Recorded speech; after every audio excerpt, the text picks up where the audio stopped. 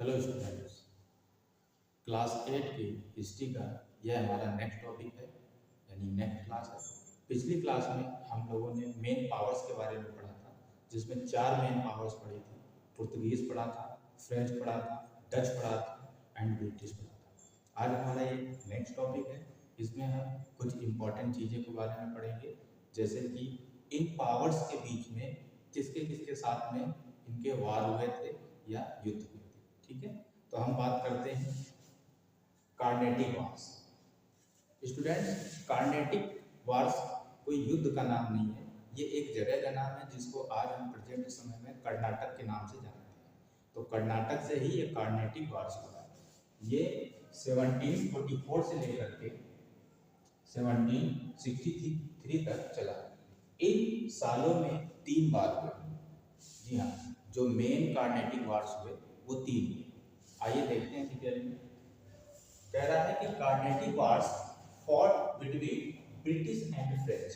पहला जो फर्स्ट कार्नेटिक वार था वो 2 लोगों के बीच में लड़ा गया, जो ब्रिटिश थे और फ्रेंच।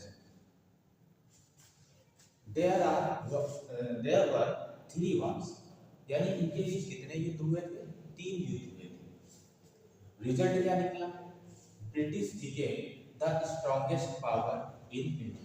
क्या मतलब है इसका? कि जो वार हुआ था ब्रिटिश एंड फ्रेंच के बीच में, जिसमें फ्रेंच हार गई थी, डिफीट हो गई थी, और ब्रिटिश जीत गई थी, यानी विक्ट्री हो गई थी, जिसमें इन्होंने एक स्ट्रॉन्गेस्ट पावरफुल इन इंडिया, यानी इंडिया में इन्होंने बहुत ही पावरफुल अपनी शासन अपना शुरू किया। देखते हैं फाइनल आउटकम्स क्या हुए कि ब्रिटिश टुक एडवांटेज ऑफ। क्या एडवांटेज है? इन्होंने किस तरीके के एडवांटेज लिए? एडवांटेज का मतलब फायदा। ब्रिटिश को किस तरीके से फायदा मिला?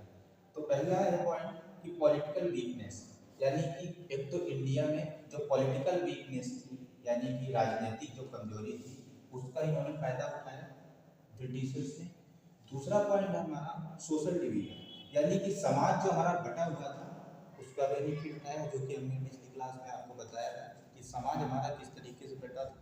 एक तो रिलीजन के नाम पे, एक तो कम्युनिटी के नाम पे, और एक तो कल्चर के नाम से। ऐसे कई सारे तरीकों से समाज हमारा बटा हुआ था, जिसका ब्रिटिशर्स ने पूरा फायदा उठाया। थर्ड हमारा जो पॉइंट है इकोनॉमिक प्रॉब्लम्स।